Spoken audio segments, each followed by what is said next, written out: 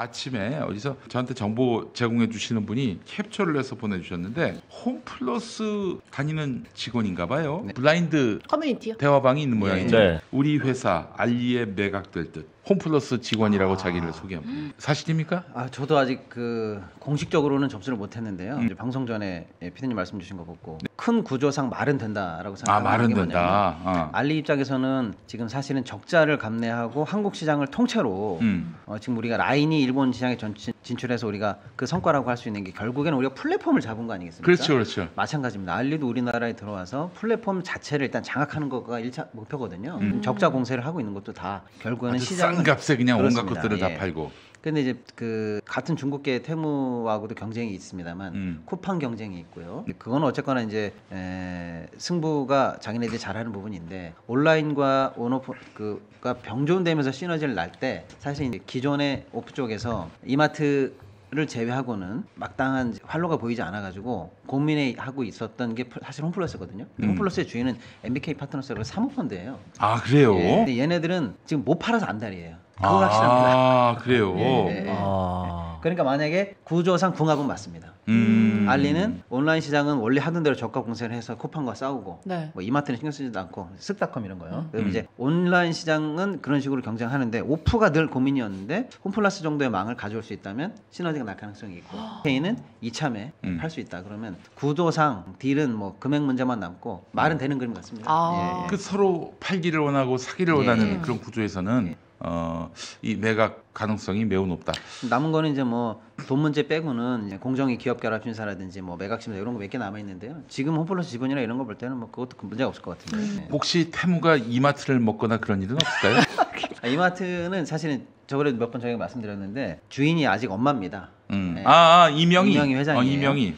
네, 오늘 뭐 혹시 그런 얘기 할 수 있을지 모르겠습니다. 대기업 관련해서 이제 기업 집단 을 지정을 하고 공정위가 실제로 누구한테 지배력이 있는지를 지정을 합니다. 이 사람이 총수야라고 지정을 하는데 이따 다른 얘기 하겠습니다만은 신세계 관련해서는 아직도 이명희 씨가 동일인이에요. 공정위가 볼 때는 가장 큰 지배력은 이명희에게 있다 이렇게 보는 그럼 거죠. 무사하겠네요. 예, 그런데 그래서 계열 분리를 했는데 이마트 계열은 정영진, 백화점이랑 면세 계열은 딸, 갑자기 정유진 이렇게 이름 나눠놨거든요. 네. 그래서 이마트 자체가 빠지면 정영진은 엄마한테 받은 거 중에서 대부분이 없어져요. 그러니까 그걸 넘길 가능성은 거의 없죠.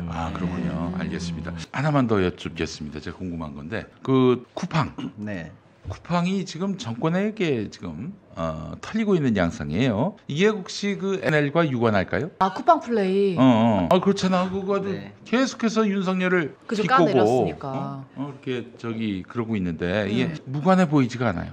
근데 허락 받고 한 거잖아요. 풍자하라고 했는데. 맞아. 그러니까 그거는 SNL의 권리다라고 얘기를 했어요. 윤석열은 또 이렇게 얘기하는 거예요. 야, 세무조사는 내 권리야. 그래서 그러면은 SNL 코리아가 지금 쿠팡에서 플레이가 되고 있는 건데 계속해서 뭐 그동안 지난번에 입틀막 야 권혁수 씨 노래 잘하대 정말 잘하더라고. 네.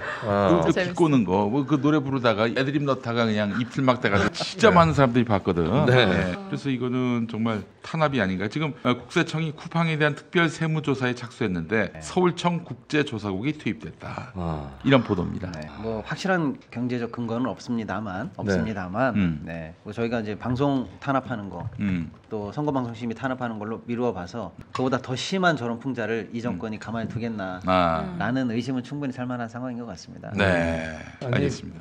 저 그래도 조금 자유로울 수 있었던 게 쿠팡이 그래도 미국에 주식 상장이 되어 있는 회사고 그리고 유튜브나 아니면 OTT를 통해서만 이 방송이 되기 때문에 아무래도 이제 방통위나 방심위의 제재를 받기는 좀 어려울 거라고 생각해서 저는 또 자유로울 거라고 생각했거든요. 근데 이제 역시 세무조사라는 우회적인 방법으로 압박을 넣을 수 있구나. 저기 우리나라 말이죠. 오늘로 대통령 임기가 마무리되더라도 지금 이 시각에 야, 저 새끼들 죽여. 그러면 죽일 수 있는 게 대통령 중심제입니다. 그 개그맨들 사이에서는 유명한 얘기인데 뭐 개그 프로그램에서 이제 풍자를 좀 세게 했어요. 탄핵 국면에. 근데 그 개그맨들 사이에서는 다 소문이 돌아갈 줄 알았는데 그때 탄핵 직전이어가지고 대통령실이 진짜 힘이 없을 것 같았던 시기였는데도 그 박근혜 정권 시절에 전화가 와서 그 프로그램이 없어졌어요. 없어졌습니다. 탄핵 기억해 보시면 그때 국면인데도. 어떤 프로그램이 없어졌는지 기억해 보시면 찾아보시면 아마 나올 텐데 전화 왔다. 개그맨들 사이에 소문이 쫙 돈 거예요. 그래도 뭐 탄핵 직전인데 뭐지 프로그램이 없어지겠어? 없어졌습니다.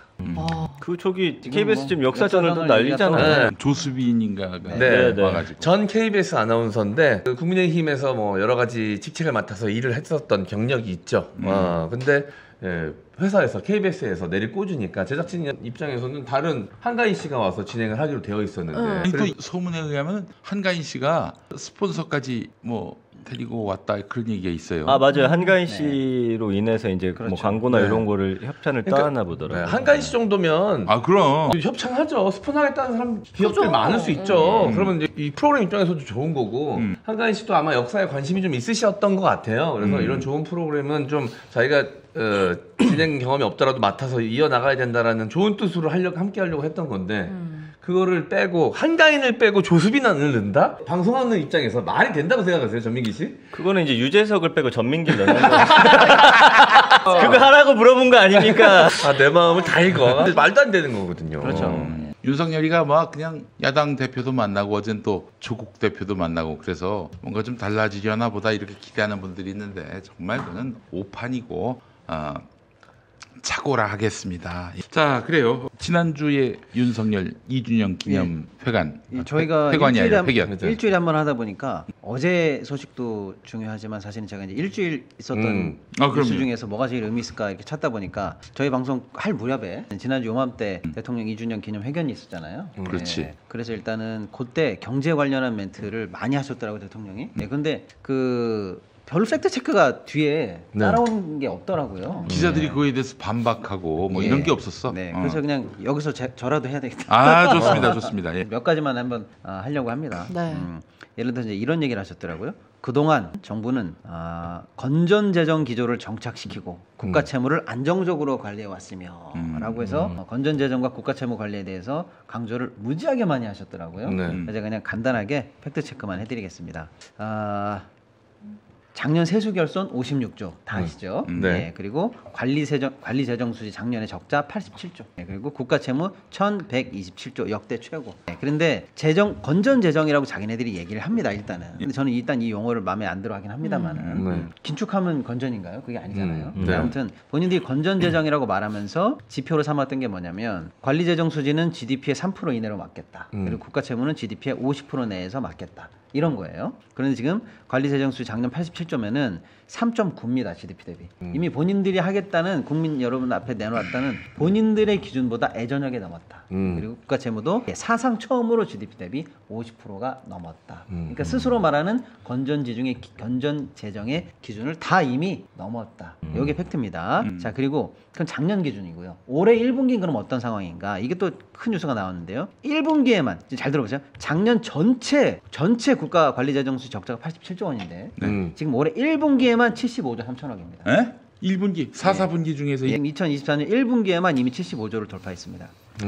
코로나가 가장 심했던 2020년, 2021년 1분기에도 이 정도는 아니었어요. 그때 2020년에 가장 크게 분기 적자가 났을 때가 55조입니다. 근데 그때 뉴스 아마 많은 분들이 나라 재정에 큰 구멍이 났다고 나라 망할 것처럼 호들갑을 떨었는데 지금 1분기 역대 최고 75조를 돌파했는데 아무도 이런 얘기 안 하고 대통령은 나와서 웃는 얼굴로 국가 재정이 아주 건전합니다. 이런 얘기를 하고 있다. 이런 상황이고요. 속보로 오늘 김건희가 공식 일정을 한다고 속보가 떴습니다. 네. 오랜만에 나오시네요. 자, 네. 예측하겠습니다. 예. 김건희에 대해서 서울중앙지검이 나와라 이렇게 출석 요구를 한단 말이죠. 네. 그때 때마침 해외 순방을 갑니다. 그래서 서면 조사로 대체합니다. 제가 예측합니다. 6월에. 해외 순방 가면은 직접 안 와도 돼요? 해외 순방 나갔는데 몸이 두 개는 아니니까. 예. 일정 미루지도 못하고 그냥 그렇지, 화면으로. 그래서 만약에 돌아와서 그때 나오시죠? 음. 그런 말을 할 검찰은 또 아니고. 예. 검찰 다 인사했잖아요 이번에 또. 그러니까 인사를 해서 이제 또 아마 그렇게 또 넘어갈 흐름이다. 네. 예. 캄보디아 총리가 지금 방한을 하면서 공식 행사에 참석한다는 건데 캄보디아가 그때 거기거든요. 박근혜 안고 사진 찍었을 그 조명 때 막 약간 하고. 서사 만들려는 것 같아요 지금. 예. 네. 아 그렇구나. 알겠습니다. 이어서 건전 재정이라는 거는 팩트 체크를 해보면 다 말도 안 되는 얘기였다라는 얘기를 지금 네. 말씀드리는 거고요. 두 번째로 이건 제가 팩트 체크라기보다는 진짜로 이 기조가 잘못된 건데 이런 얘기를 하셨더라고요. 경제의 체질을 민간 주도 성장으로 바꾸는 데 집중해 왔다. 그러면서 이게 굉장히 잘된 얘기처럼 몇 번을 얘기해요. 민간 주도 성장이 성과를 내고 있다. 성과를 내고 있다. 그럼 이걸 다시 뒤집어 보면 이 얘기입니다. 이거는 제가 팩트 체크보다는 의역을 좀 해드려야 될 것 같아요. 이 얘기는 정부는 아무것도 하지 않았다. 이 뜻이에요. 민간 주도 성장을 자랑하는 정부는 뭐냐? 나는 아무것도 안 했어. 라는 얘기. 그게 괜찮다라는 얘기인데 얼마나 아무 짓을 안 했냐? 그걸 제가 말씀드려볼게요. 네. 올해 1분기 성장률 1.3이었어요. 올해. 네. 그게 뭐 잘됐는지 잘못됐는지 제가 저번 말씀드린 것 같고요. 어쨌거나 올해 1분기 성장률 1.3에 대해서 민간 기여도가 1.3이에요. 정부 기여도는 빵입니다. 네. 이 얘기를 말씀드리니까 정부가 지금 경제에 너무... 아무런 기여를 하지 않았다는 얘기를 그러니까 예. 지금 나의 너무... 기여도는 0이야. 국가 경제에 대해서 우리 정부의 기여도는 0이야. 이거를 민간 시장으로 내가 탈바꿈 시켰다 이렇게 얘기했다는 거예요. 그래요. 말 그렇게 이해가 되시죠? 말을 예. 미워할 수가 있구만. 예, 그러니까 근데 이게 올해만 그런 게 아니고요. 네. 이 정부 들어서서 말씀드려볼게요. 2021년 경제 성장률이 4.3인데 네. 정부 소비 지출 기여도가 1.0. 그러니까 4.3 중에 1.0이 정부 기여도예요. 2022년은 2.6 중에 0.7. 점점 떨어지죠. 2023년에 작년에 1.4 우리 성장했는데 정부 때문에 생긴 기여도가 0.2. 지금 1분기는 1.3 성장했는데 0. 빵이야 빵. 이해되죠? 민간 주도의 아주 좋은 성장 모멘텀을 마련했습니다. 뜻은 정부가 우리 경제에서 계속 역할을 줄이면서 발목 잡고 있다는 얘기를 지금 바꿔서 했다 이 얘기입니다. 아니 지금 경제 위기 상황에서 정부 기여도가 높아야 되는 거 아니에요? 그러니까요. 근데 정부 기여를 안 했다. 네. 아무리 그리고 미워해도 말도 안 되는. 근데 이건 단순히 기여도가 0이라고 해석을 제가 편하게 이해하시라고 드린 건데 조금 더 전문적으로 들어가 보면요. GDP에서 정부 재정이 차지하는 포션이 20%예요. 그러니까 그냥 민간이 하는 만큼 정부가 정부 소비 지출을 통해서 경제에 기여하려면 20%만큼 해야 되는 거예요. 근데 20을 못하면 예를 들어서 우리 성장률이 1.0이었다고 해보면 0.2만큼은 정부가 했었어야 된다는 얘기예요. 근데 그걸 못하면 뭐게요? 거꾸로 다른 쪽에서 더하고 정부가 마이너스 이펙트를 줬다는 거예요. 그러니까 가만히 있는데 민간이 참 잘했어요도 아니고 진짜로 더 들어가면 너는 마이너스야. 경제의 발목을 잡았어. 이렇게 해석해야 되는 겁니다. 정부가 망친 거네요. 그럼. 그 얘기입니다. 얘기가. 꼼꼼하게도 망쳐놓네요. 진짜 그런데 대한민국을. 국민 여러분 드디어 민간 주도 성장으로 체질 개선이 됐습니다. 이렇게 얘기했다. 말 바꾸기. 이게 포장하기 말로. 진짜. 그 저기 이명박 때도 이런 말장난 많이 했어요. 네. 예. 자기들의 경제 실책을 말하자면 그 감추기 위해서 국민들의 눈과 귀를 흐리는 거지. 예. 그리고 이 정부가 가장 자랑하는 수치로 딱 드러나서 정말로 자랑 많이 하는 게 고용률입니다. 네. 근데 실제로 고용률은 역대 정부 중에서 제일 높은 수준으로 나오고는 있습니다. 네. 63에서 68% 왔다 갔다 해요. 네. 분기마다 나오고 월마다 나오는데 어쨌거나요. 그러니까 지금까지 나왔던 모든 정부 중에서 가장 최고치의 고용률을 달성하고 있다라고 자랑을 합니다. 언뜻 들으면 맞는 얘기예요. 한번 들어가 봐야지 속지를 안 쓴다는 거예요. 자, 전체 고용률은 그러한데 29세 이하가 청년 아닙니까? 29세 이하 청년 고용률은 15개월 연속 감소. 우리 청년들은 지금 일자리가 없어요. 네. 그다음에 40대 일자리, 정규직 일자리 계속 감소. 그럼 어디서 늘었냐? 네. 노년들. 그렇죠. 이 감소분을 커버하고도 남는 만큼 노인 일자리가 늘었는데 노인 일자리는 말 그대로 뭐 식당, 요양보 이런 어떤 양질 일자리는 아닌데 그다음에 결정적으로 이 정부가 태도를 바꾼 게 뭐냐면 야 고용률 좋다고 계속 자랑을 해야지 이 지표는 가져가야 돼 라고 기조가 바뀌고 나니까 처음에 뭐라고 그랬냐면 문재인 정부 때 중후반에 그 쉽게 말하면 공공노인 일자리 같은 게 많이 있어요. 쭉 가다 보면 화단 같은 거 정리하고 하잖아요. 그게 이제 사실은 일자리 창출 더하기 노인복지 더하기 이렇게 해서 사실은 투여되는 비용이거든요. 그거 정부 여당이 엄청나게 비판했어요. 저거는 일자리도 아니야. 임시직 일자리 가지고 왜 돈을 써라고 엄청 비판했거든요. 근데 자기네들이 지금 그 영역대에서 일자리를 놓치게 되면 고용률이 떨어지잖아요. 그럼 자랑할 수치가 아무것도 없잖아요. 그러니까 갑자기 중간에 태도를 바꿉니다. 그래서 지금 이 정부 들어서 그 방금 말씀드린 60대 이상의 한정적 임시 일자리 대폭 증액이 들어가요. 그래가지고 상반기에만 114만 2천 명의 일자리를 고용하겠다고 계획을 바꾸면서 거기에 돈을 밀어 넣기로 해요 지금. 그러니까 어거지로 만들어 놓은 허상만 있는 고용률이고 그나마 그걸 유지하기 위해서 전 정부를 비판했던 것까지 스탠스를 바꿔가지고 야 거기다 돈을 넣어라고 해서 60대 이상의 임시용 일자리를 계속 만들어내고 있는 중이다 이렇게 보시면 되고요. 실제로 청년 일자리가 계속 많이 감소하고 있는데 청년 일자리는 전체 총량도 감소하고 있고요. 그 중에서 단기 일자리가 또 또 그나마 비중이 계속 올라가고 있고요. 청년 비정규직 활동은 더 늘어나고 있고요. 청년 관련해서 아예 취업을 포기한 쉼이라고 얘기하거든요. 네. 쉼, 그다음에 아예 그냥 의사가 없는 비경제 활동 인구가 50을 넘었습니다. 청년들이 아예 좋은 일자리에서 기대가 완전히 사라지고 있는 국면에 들어가고 있고요. 비정규직 자체는 812만 명을 돌파하면서 문재인 정부 때보다 4% 이상 늘어나고 있고요. 그리고 정규직과 비정규직의 임금 격차는 지금 현재 2003년 이래 가장 높은 차이를 계속 벌리고 있는 거예요. 즉 결론으로 말씀드리면 우리 경제 축이라고 할 수 있는 40대 정규직 일자리는 없어지고 있고요. 미래인 청년 세대는 일자리가 더 없어지고 있고요. 양쪽 다 취업을 겨우 한다라고 하면 다 비정규직에 불과하고 비정규직에 들어갔더니 정규직과 임금 격차가 계속 커지고 있는 중이고 통계 수치를 유지하려다 보니까 60대 이상의 공공 일자리를 오히려 돈을 더 많이 넣어서 계속 그거 통계 관리를 하고 있는 중이다. 네. 이런 상황이기 때문에 실제로는 고용 관련해서 최악의 상황을 지금 지나가고 있는데 양질의 민간 일자리를 창출했다고 계속 현재 자화자찬하는 중이다. 이게 프레드님이 얘기해 주시는데 이거는 단기 소멸성 일자리다. 그러니까 그런 것들을 분류해서 얘기하지 않아요. 예. 예. 이런 식으로 수치 통계 장난질 사실 경제 성장률 갖고 뭐 잘 나가고 있다고 하는 것도 이것도 결국은 통계나 이런 거 가지고 장난질 하는 거잖아요. 여러분 이제 말씀드렸지 않습니까? 올해 나오는 모든 통계 수치는 다 작년을 본모로 하기 때문에 작년이 역대 최악 아니었습니까? 그러니까 네. 올해 거는 무조건 잘 나오게 돼 있어요, 여러분. 근데 여기를 속으면 안 된다. 본모가 작년이었다. 네.